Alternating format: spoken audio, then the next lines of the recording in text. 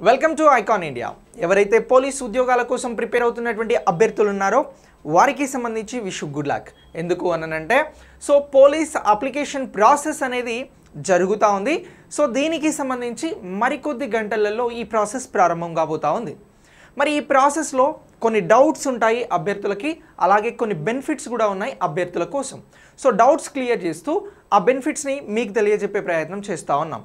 So మీరు అప్లికేషన్స్కి సంబంధించి కేవలం 800 రూపీస్తో అప్లికేషన్ ప్రాసెస్ అనేది కంప్లీట్ చేయవచ్చు. అలాగే 800 రూపీస్తో ఆన్లైన్ క్లాసెస్ని కూడా పొందవచ్చు. ఈ అప్లికేషన్ ప్రాసెస్ సందర్భంగా ఐకాన్ ఇండియా మీకోసం ఈ ఆఫర్ని ఎక్స్క్లూజివ్గా అందిస్తూ ఉంది. ఎస్, మీరు వింటున్నది నిజమే. ఏదైతే మీరు ఎగ్జామ్ రాయబోతున్నటువంటి ఎస్ఐ కానిస్టేబుల్కి సంబంధించినటువంటి full classes, updating content, digital క్లాసెస్తో కలిపి 6 months వ్యాలిడిటీతో కేవలం 800 రూపీస్తో మీరు కోర్స్ని సొంతం చేసుకోవచ్చు. సో దీనికోసం మీరు ఐకాన్ ఇండియా యాప్ని డౌన్లోడ్ చేసుకోండి. ఇక ఈ పోలీస్ జాబ్స్కి సంబంధించినటువంటి ప్రాసెస్ ఎలా ఉండబోతుంది, పోస్టులకి సంబంధించిన వివరాలు ఏంటి, సో మరి ఈ ప్రాసెస్ని ఎన్ని ఫేజులలో మనం కంప్లీట్ చేయాల్సి ఉంటుంది అనేది ఒక్కసారి ఇప్పుడు తెలుసుకుందాం. సో ఇక్కడ ఉన్నటువంటివి పోస్టుల వివరాలు. ఈ పోలీస్ జాబ్ అప్లికేషన్స్కి సంబంధించి ఎస్ఐ కానిస్టేబుల్ కోసం నోటిఫికేషన్ వచ్చినటువంటి అంశం మనందరికీ తెలిసిందే. సో దీనికి సంబంధించి ప్రాసెస్ స్టార్ట్ అవుతుంది అని అంటున్నాం. మరి ఈ ప్రాసెస్కి సంబంధించి ఒక్కసారి పోస్టుల వివరాలను మళ్ళీ అవుట్లుక్, దీనికి సంబంధించినటువంటి పోస్టుల వివరాలు ఏవైతే ఉన్నాయో ఇవి ఒక్కసారి తెలుసుకునే ప్రయత్నం చేద్దాం. ఎస్సీటీ పీసీ సివిల్ అని అంటున్నాం. ఎస్సీటీ అంటే ఏం లేదండి, సో ఇక్కడ ఇవ్వడం జరిగింది. ఇది స్టైపెండరీ క్యాడెట్ ట్రైనీస్ అని చెప్పేసి అంటా ఉన్నాం. ఏమంటున్నాం? స్టైపెండరీ క్యాడెట్ ట్రైనీస్ అని చెప్పేసి అనడం జరుగుతూ ఉంది. సో దీనికి సంబంధించి మనం ఇప్పుడు ఏం తెలుసుకోబోతా ఉన్నాము అని అంటే, ఏదైతే అప్లికేషన్ ఉందో దానికి సంబంధించి ఏ పోస్టులు ఉన్నాయి, అప్లికేషన్ను ఏ విధంగా ఫిల్ చేయాల్సి ఉంటుంది అనేది ఒక్కసారి తెలుసుకుందాం. ఇగో ఇది స్టైపెండరీ క్యాడెట్ ట్రైనీస్ అని చెప్పేసి అంటా ఉన్నాం. అదే ఇక్కడ ఎస్సిటి అని చెప్పేసి ఇవ్వడం జరిగింది. కొద్దిసేపు ఈ ఎస్సిటిని పక్కకు పెట్టేసేయండి. సో ఇవి పోస్టులకి సంబంధించినటువంటి వివరాలు. పీసీ సివిల్ ఉంది, PC IT information technology and communication ఉంది, అలాగే కానిస్టేబుల్స్కి సంబంధించి మెకానిక్ ఉంది, కానిస్టేబుల్కి సంబంధించి డ్రైవర్స్గా ఉన్నాయి పోస్టులు. ఇక సబ్ ఇన్స్పెక్టర్కి సంబంధించి ఐటీ అండ్ కమ్యూనికేషన్ ఉంది, ఇన్ఫర్మేషన్ టెక్నాలజీ సమాచారము, అలాగే ఎస్ఐకి సంబంధించి పీటీఓ ఉంది, ఏఎస్ఐకి సంబంధించి ఎఫ్పిబి పోస్టులు ఉన్నాయి, ఎస్ఐకి సంబంధించి సివిల్ పోస్టులు ఉన్నాయి. సో ఇలా ఈ పలు రకాల పోస్టులకి సంబంధించి అప్లికేషన్ స్టార్ట్ అవుతుంది అని అంటున్నాం. సో మరి ఈ అప్లికేషన్స్కి సంబంధించి బెనిఫిట్స్ గురించి ఫస్ట్ చెప్తాను నేను మీకు. సో ఏంటి బెనిఫిట్స్ అంటే, ఇప్పుడు ఫర్ ఎగ్జాంపుల్ ఇంటర్మీడియట్ కంప్లీట్ అయిన వారు ఏదైతే కానిస్టేబుల్ జాబ్స్ ఉన్నాయో వాటికి అప్లై చేసుకోవచ్చు. At the same time intermediate అయ్యి ఉండి బీటెక్ గ్రాడ్యుయేషన్ అయినటువంటి వారు కొన్ని టెక్నికల్ పోస్టులకి అప్లై చేసుకోవడానికి అవకాశం ఉంది. సో ఫర్ ఎగ్జాంపుల్ ఇక్కడ ఏం తీసుకుంటున్నామనంటే SIITC అనేటువంటి పోస్ట్ని తీసుకుంటున్నాం. సో ఇలా ఇంటర్మీడియట్ తోటి పీసీకి అప్లై చేసుకున్నారు.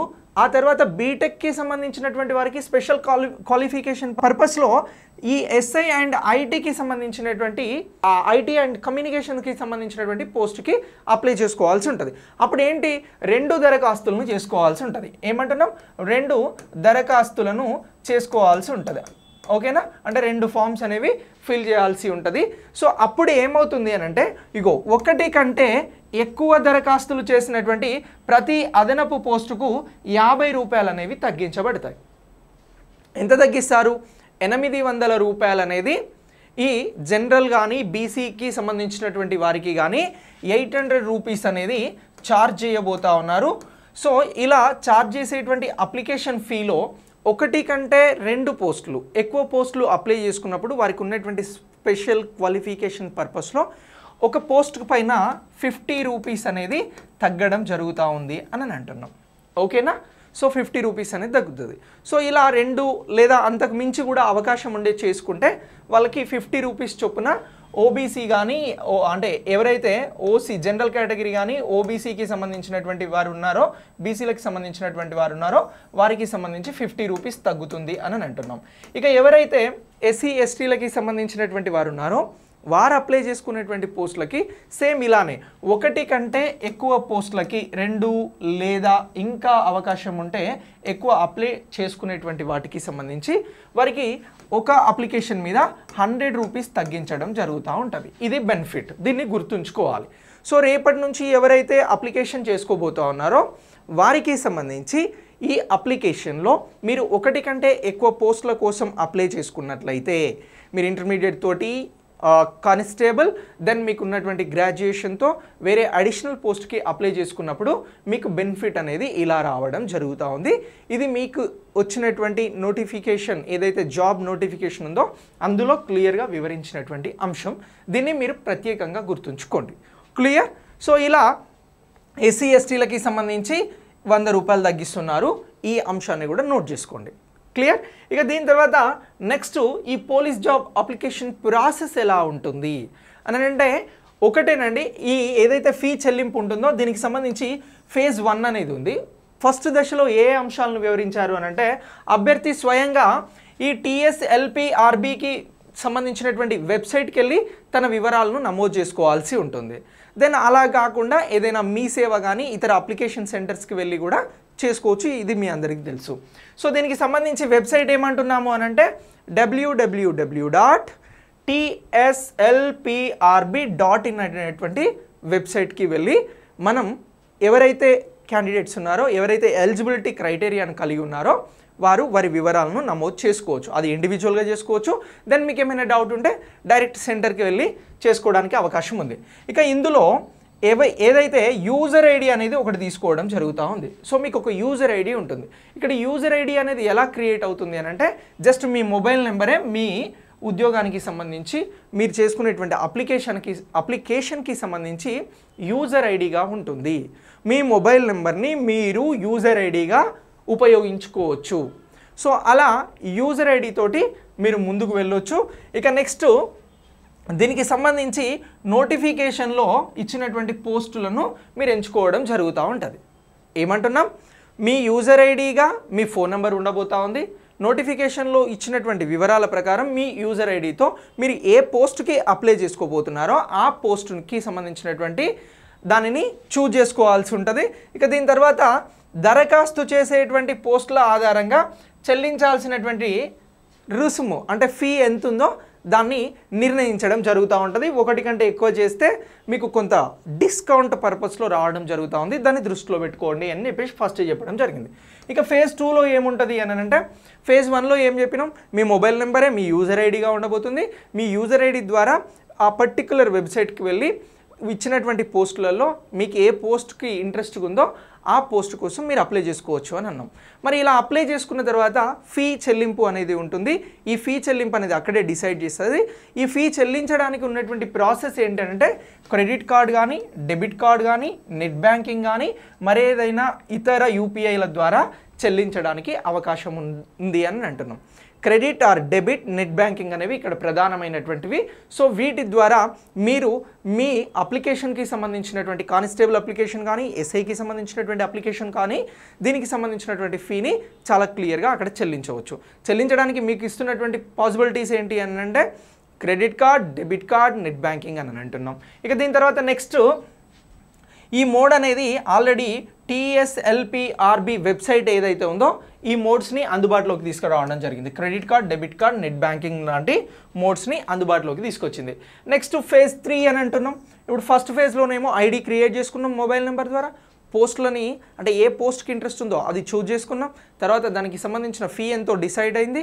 ఆ ఫీ చెల్లించేందుకు debit card or credit card net బ్యాంకింగ్ని యూజ్ చేసి పే చేసినాం. సో చేసిన తర్వాత నెక్స్ట్ ఫేజ్ 3 ఏముంటుంది అని అంటే సో ఈ చెల్లింపు చేసిన తర్వాత అభ్యర్థికి సంబంధించి ఇగో ఈ వెబ్సైట్కి సంబంధించి www.tslprb.in2కి సంబంధించినటువంటి వెబ్సైట్ ఏదైతే ఉందో మళ్ళీ దీనికి వెళ్తాం. సో ఇందులో ఆన్లైన్ అప్లికేషన్ ఫామ్ 2కి సంబంధించినటువంటి 2 ఉంటాయండి. ఆన్లైన్ అప్లికేషన్స్కి సంబంధించి 2 భాగాలు ఉన్నాయి. దీన్నే పార్ట్ 1 అని అంటున్నాం మరియు పార్ట్ 2 అని అంటున్నాం. ఈ పార్ట్ 1 అనేది ఇప్పుడు మనకి ప్రిలిమ్స్కి సంబంధించినటువంటిది. ఏమంటున్నాం? ప్రిలిమ్స్కి సంబంధించినటువంటిదే పార్ట్ 1 అని చెప్పేసి చెప్పడం జరుగుతూ ఉంది. ఇక ఈ పార్ట్ 1కి సంబంధించినటువంటి దరఖాస్తును స్కాన్ చేసినటువంటి కాపీని మొదటగా సమర్పించాల్సి ఉంటుంది. ఏదైతే మనం దరఖాస్తు చేశామో ఆ దరఖాస్తుకి సంబంధించినటువంటి దానిని అప్లికేషన్ని మనం ఫస్ట్ సబ్మిట్ చేయాల్సి ఉంటుంది. ఆ తర్వాత ఈ సబ్మిషన్లో భాగంగా పాస్పోర్ట్ సైజ్ ఫోటో ఒకటి తీసుకెళ్ళాలి మీరు అప్లికేషన్ సెంటర్కి. లేదంటే మీరు ఓన్గా అప్లై చేసుకున్నా కూడా మీ దగ్గర పాస్పోర్ట్ సైజ్ ఫోటో ఉండాలి. దీంతోపాటు మీ సిగ్నేచర్ అనేది మరీ ఇంపార్టెంట్, ఎక్కువ ఇంపార్టెంట్. మీ ఫోటో సిగ్నేచర్తో మీరు అప్లై చేసుకోవాల్సి ఉంటుంది. అలాగే దీనికి సంబంధించి ఇమేజ్ అనేది జేపీఈజీ ఫార్మేట్లో సమర్పించాల్సి ఉంటుంది. అప్లికేషన్ ఏదైతే ఉందో ఈ అప్లికేషన్ని జేపీజీ లేదా జేపీఈజీ మోడ్లో పాస్పోర్ట్ సైజ్ ఫోటో లేటెస్ట్ది ఉండాలి. అలాగే మీ సిగ్నేచర్ని కూడా ఈ మోడ్లో ఈ ఫార్మేట్లో అప్లోడ్ చేయాల్సి ఉంటుంది. ఇక ఫీజు చెల్లించిన తర్వాత అప్లికేషన్ అనేది సక్సెస్ఫుల్ అని చెప్పేసి అప్లోడ్ రావడం జరుగుతుంది. ఒకవేళ అప్లోడ్ కాకపోతే మీ అప్లికేషన్ అనేది ఒకవేళ అప్లోడ్ కాకపోతే ఏమైనా ఇష్యూస్ ఉంటే అది తిరస్కరించబడుతుంది అని చెప్పేసి కూడా మీకు ఇచ్చినటువంటి నోటిఫికేషన్లో చాలా క్లియర్గా మెన్షన్ చేయడం జరిగింది. ఇక మీరు చెల్లించినటువంటి డబ్బులు కూడా తిరిగి చెల్లించబడవు అని చెప్పేసి చెప్తా ఉన్నారు.